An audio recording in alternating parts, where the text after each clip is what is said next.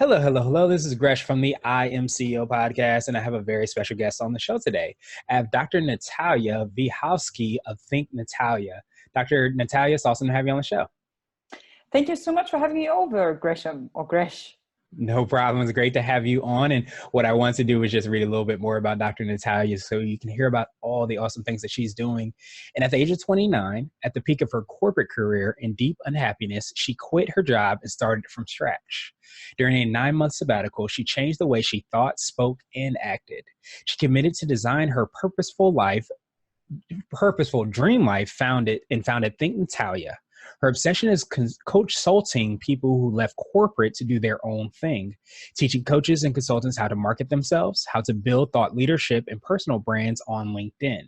Her aim is to build a tribe of 1 million thinkers and doers to challenge and change the status quo. Dr. Natalia, are you ready to speak to the 𝐻𝐁𝐒𝐄 community? Oh, I'm so ready. Let's do this. Let's do it. So to kick everything off, I wanted to hear a little bit more about what I call your CEO story and what led you to start your business. I finished my studies, and when you're a social scientist, the perfect job for you doesn't exist because nobody almost looks for social scientists. So you would either end up in marketing or in HR or in a nonprofit organization. So what I did is I first experimented working for the government in the educational sector. So I did that. I realized, the competition is not really high. I mean, it's secure, it's safe, it's well paid, but I'm too young for that stuff. So then I changed to private economy and I worked in marketing, and I realized, I don't know, I just don't feel it. So I asked myself, what is another alternative? And there were, I think, around 3. The first one was to get married, become a mom, shut the up, and just don't work, get a sugar daddy, and all of the problems are gone. Unfortunately, that doesn't work because I'm a very ambitious person and I want to create and do stuff. Right. So that didn't work. The second option would be going back to Germany, because back then I lived in UAE, where I live already right now, or still live right now. But the opportunity would be going back to Germany and, making sure that the government pays for me. And I say I'm unemployed, and there's also a way how you can live like that. But I don't appreciate such strategies. And I think it should be only for people who have some serious problems. Like, for example, a mom who's going through a divorce who has to look after 2 kids. Mm-hmm. I was like, okay, so what's option number 3? It is start your own business. And I was terrified and scared as hell, but I said, you know what? I need to try it because option 1 and 2 sound boring, lame, and I don't want to do that. You're right. That's awesome. And I appreciate you for deciding to do that. And I'm sure there's a million other people, as we said in the intro, that are also excited about you doing that as well. So I wanted to hear a little bit more about what you're doing at Think Natalia. You can tell us how you serve the clients, what we'll find there, and tell us a little bit more about that. Sure. So I realized that a lot of people don't know how to market themselves. They don't know how to present themselves. They don't like speaking about themselves. And they're very shy when it comes to saying, I am the expert in. It's almost as if you have to whisper it. And especially when you come from Germany, and when you are a woman, I think it's also a little bit tougher because that's not how we were raised or how we were socialized. Mm-hmm. So I realized that there is a big gap because for me, in the end, personal branding or marketing yourself, it is a communication tool. And when you are not clear in your communication, when you do not know who you are, what you stand for, what you're great at, what kind of people do you help, what kind of results you can get them, when they expect the results or when they can expect the results. If you don't know that, and if you do not clearly communicate that, chances are really, really high that potential clients or project owners or your potential employer also doesn't know that. So I said that I need to test all of that on my brand first. I need to experiment. I need to be a guinea pig and see what works, what doesn't work. Then I've created a formula for myself that literally starts with profile sharpening and daily routines and your story and content creation, and it continues up to networking and lead generation. So this is what I've developed by now. So it's a group coaching program with a focus on personal branding, and I primarily help people who left corporate to do their own thing, as you said in the beginning. And these people are usually coaches, consultants, keynote speakers, all sorts of experts who say, I want to turn my passion, I want to turn that what I'm burning for into my dream job. I want to make a lot of money. I want to be financially independent, but I really want to make a difference because I disagree with whatever it is. And everybody has a different field that gets very, very close to our heart, to our core. It could be women empowerment. It could be saving the environment. It could be whatever it is, helping kids in a specific geographical area. And this is why I love working with people, because give back, and through that we create a ripple effect and create a better society than it was yesterday. Yeah, absolutely. Well, I appreciate you definitely, being the catalyst for that. And it kind of sounds like at the core foundation is a person's, why they want to create, to do something, like they have a strong passion about X, Y, and Z. Like you mentioned, it could be women empowerment or whatever that might be. But it's great that in today's world, we have the tools kind of at our disposal to be able to do that, to build those personal brands and to be able to say, hey, we're great because of X, Y, and Z. Yeah, absolutely. And I mean, nowadays, for me, social media is a little bit like your stage. And I believe that we are actors and that we need to stand up on these stages and speak to our audiences in order to make a difference, in order to be seen and heard.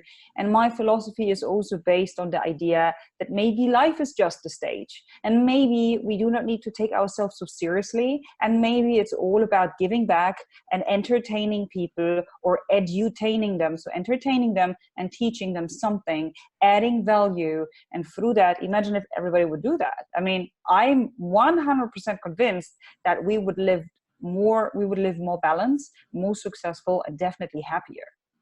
Absolutely. Yeah. Especially if you're doing it from alignment of who you are and what you stand for, what you're supposed to be doing, rather than what somebody else is telling you to do, or you should be doing X, Y, and Z just because of that. So I love that. And I definitely appreciate that. So would that be what you consider to be like your secret sauce? And this is what you feel kind of distinguishes you or your organization and kind of sets you apart. Is that what you consider that to be? My personal branding approach is holistic, if I can call it that way, because I believe that a lot of the personal branding consultancies or agencies or coaches out there, they start a lot on the outside. So they start with the wording, and they start with the colors and with the logo and everything that you can see on the outside. And I always say that's fantastic, but you need to start from scratch. You need to start on the inside. You need to tell me how you want to be perceived. You need to tell me how your day looks like. You need to tell me about your morning routines. If you want to make it in life, you need to start with things like meditation and gratitude practices and actions every day, because the personal brands that I'm building are not any kind of personal brands, but these are thought leader personal brands or leadership brands. So for me, you will only be successful if you turn into the person that you would follow. So this is what I ask my clients, you want to be inspirational, you want to be in motivation, but if you would have a critical look at yourself right now, would you follow yourself? And in 99.9% of the cases, people say no. And I was like, so what would you have to change in order to get there? And I have a few suggestions. And it's very, very funny, because in the beginning, there's quite some resistance, especially when I talk about how you structure your day, and do you have enough space or time for yourself, which is not selfish. It is the core. If you don't look after yourself, you cannot serve others. So make sure you love and you accept yourself and you respect yourself first. And a lot of people again are a little bit confused in the beginning, but then the further we progress in the whole personal branding concept, they're like, oh, now it makes sense. Now I understand why we did that at the beginning. I would be never ever able to speak to so many people online if I would take things so personally, or if I wouldn't have enough sleep, or if I wouldn't have created enough space to create content. So thank you for getting me, or starting with the basics, starting to crawl, then to run until we fly. Yeah, I absolutely love that. And especially, the word, brand is used a lot, and it's kind of hard to sometimes understand exactly what that means. But I love that you start from scratch, just as you did in your story, where you start to see what exactly do you want to stand for? What exactly would motivate you to follow that person that you want to be? And once you start to do that, it starts to manifest itself in the color of the logo or the font that you use and all those things. But you really have to start at that bare bones, or you never really can showcase that to its, I guess, greatest potential. Absolutely, absolutely. And I mean, see it as an opportunity to totally reinvent yourself, as if you would hit the reset button and imagine you could be anybody in the world. Whom would you like to be? I mean, that's an amazing opportunity for a second or third life. It's, for me, I'm always super excited about my clients, and I'm really looking forward to seeing which area they, or in which direction they develop. And it's awesome to see these massive transformations and this shift in how far people can go, and the self-confidence that people get after 6, 7, or 8 weeks. I love it. Yes, absolutely. Definitely sounds exciting. So I appreciate you for doing that and sharing that with us. And I wanted to switch gears a little bit and ask you for what I call a CEO hack. And this might be an app, a book, or a habit that you have, or some of the things you might have touched on already, but something that makes you more effective and efficient. For me, it's meditating. Every day, let's say 15 minutes, 20 minutes if you can, and even longer, of course, 30 minutes, although that's challenging. So for me, when I sit down and I give my best to think about nothing, it never works. And I'm fully convinced that it will never work, like, ever. And I'm sure that even the Dalai Lama has the same issues. But what happens is, when I'm actually sitting down and I'm slowing down, I'm closing my eyes and I'm just breathing, I can see everything that didn't pass through me, all of the emotions, all of any kind of comments on social media, any situations that I didn't handle well, something that I'm still carrying with me, something that upset me, something that hurt me, something that I do not want to forget or let go of. These things pop up. And then it's up to me to acknowledge them, to let them go, to forgive myself, forgive that person for the sake of my own sanity, and then move on with my life. So when I don't do that on a daily basis, I have the feeling that I'm accumulating all of these negativity. And at a certain stage, I just explode out of nothing and just scream and cry and whatever. So I stopped doing that because I realized that's not healthy for me. If you can sort of bring out the emotional trash once per day, that's how I look at it. It's basically decluttering the thoughts and the emotions that didn't pass through my system. So meditation is not a religious practice. It is a super high efficiency tool. And it makes me also, I believe, a kinder and a nicer person. Yes, absolutely. I think we can all use a little bit more meditation in our lives. And it's funny, the first time I did meditation, I think the visual that I think I went through some app, or I can't remember the app that I was using, but it basically had a visualization of a balloon, kind of just what you talked about, where you have whatever that feeling might be, frustration, whatever that is, but you have it in your hand, and it's okay that it comes to you, but you let it go. And after you let it go, then it's gone. And Exactly. exactly. So I truly appreciate that visualization as well that you provided, because a lot of times you think you're doing it wrong if you have those things that you're thinking about, but in reality, you want to just be able to create that space to release it. Absolutely. Yeah. I mean, it's really, as you said, it's about letting go. It's about acceptance. And in the beginning, it might be challenging. And it took me, I don't know what, 2 years, 2.5 years, maybe 3 years to fully grasp what all of these monks and gurus and the healers and whatever want from me. But because so many people talk about it and neuroscience talks about it, and there's so many studies that prove the benefits, I said, you know what, I will continue doing it until I understand it, because there must be some benefit to it. And as I said, I'm definitely more balanced. I have more patience. And like the last time when I was in a situation where I really exploded, I can't remember. Right. Yeah, that's it's definitely powerful, because you're doing it just like you're riding a bike. You do it every single day. You start getting better and better at it. So I appreciate that. And now I wanted to ask you for what I call a CEO nugget. And this is a word of wisdom or a piece of advice, or if you can hop into a time machine, what would you tell your younger business self?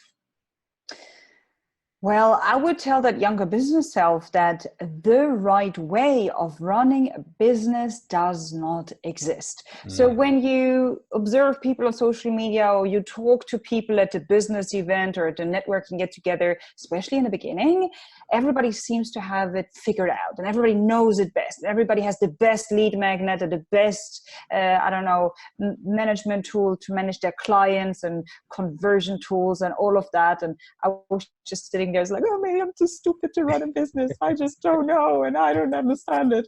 And for me, a gentleman who changed my life, I think it was it Derek Sivers, I think, who wrote Anything You Want. I think that was the book, in which he said, you know, there are a few rules that you need to accept, you know, when it comes to law and everything that is business related, that is legal. But besides that, it's your baby. You can do whatever you want, read different articles, books, work with different consultants, experiment with it, and then find your own way. And even when people say that your way of doing business is not professional in quotation mark or not right in quotation mark, these people, with all my respect, can off, because there is no right or wrong. And don't allow these people to convince you of something that you don't want, because only you know how you want to work, with whom you want to work, especially when you have a business that is all around you. If you're a one-man woman show with a handful of freelancers, then I mean, it's not your imagination, it's not the sky that is the limit, it is your imagination that is the limit. Yeah, that's very powerful. And I think it's right in alignment with everything you stand for and everything you talk about, you know, with the clients that you work with. That, you know, I always kind of see business sometimes as like an artist. You know, you have a canvas, you are the painter, you decide exactly what colors you want, where you want them. And a lot of times, because there's experts and gurus, you're always doing it wrong, but you can't really lose if you are doing in alignment with what you're passionate about and who you are. So that's definitely a great CEO nuggets. I appreciate you for sharing that with us. And now I wanted to ask you my absolute favorite question, which is the definition of what it means to be a CEO. And we're hoping to have different quote unquote CEOs on this show. So Dr. Natalia, what does being a CEO mean to you? For me, CEO means Chief Entertainment Officer. So you need to keep your clients entertained, you need to keep the people entertained that work for you, or ideally you keep them edutained, because I love the word edutainer. It's a mix between education and entertainment. I mean, give your best to lead by example, to lead as a human. And I fully believe that your clients and the people that you work with are the most important assets. It's all about trust. It's all about real human connection. So it's your job to make sure that you speak clearly, you communicate like in a transparent way, in an honest way, and that you are a people person. I mean, a lot of people believe that you need to talk or focus on the financial assets or I don't know what, but for me, it's all about people. It starts with people, it ends with people. So always focus on, you know, your customers, but also on the people that work with you. Keep them entertained, keep them educated, talk to them, be honest, be transparent. And I think on such a foundation, you will succeed. Nice. I definitely love that definition, and edutainment is the word of the day now. So I personally appreciate that as well too. But I think, yeah, sometimes when we look at business, we think of big institutions, but when we peel back the onion, everything's made up of people. And if you are in the people business, you understand people, you're able to communicate and direct and educate and entertain people, then you're definitely, you know, along the right track. So I appreciate that definition. And Dr. Natalia, I appreciate your time even more. What I wanted to do was pass you the mic, so to speak, just to see if there's anything additional you can let our readers and listeners know. And then, of course, how best they can get a hold of you. Sure. I think what's very important is that we need to understand that perfection is just an illusion. So we need to, our core or our target should be being authentic and not really being perfect. So, because if you wait until you're perfect, you're never going to start. Perfect is an illusion. It doesn't make sense. So give your best to start with what you have, be creative, be resourceful, and then give your best to grow and become better, just one step every day. And if you think about it, during a year, you'll become better by 365 steps. After 3 years is over 1,000 steps. I mean, life is a journey, and life consists out of different life phases, like months and days. So be patient with yourself, but start. That would be my advice or my last thought. And the best place where to find me is either on LinkedIn. You'll find me under, at Dr. Natalia Wiechowski. On Instagram, you'll find me under at Think Natalia. And if you want to know more about what I do, then simply go to www.coachingwithnatalia.com. Awesome, awesome, awesome. Well, thank you so much, Dr. Natalia. We'll make sure to have those links in the show notes as well so that everybody can follow up with you. But I appreciate you, appreciate your time, appreciate all the awesome things you're doing to make the world a better place. And I hope you have a great rest of the day. Thanks a lot. And likewise, Gresham.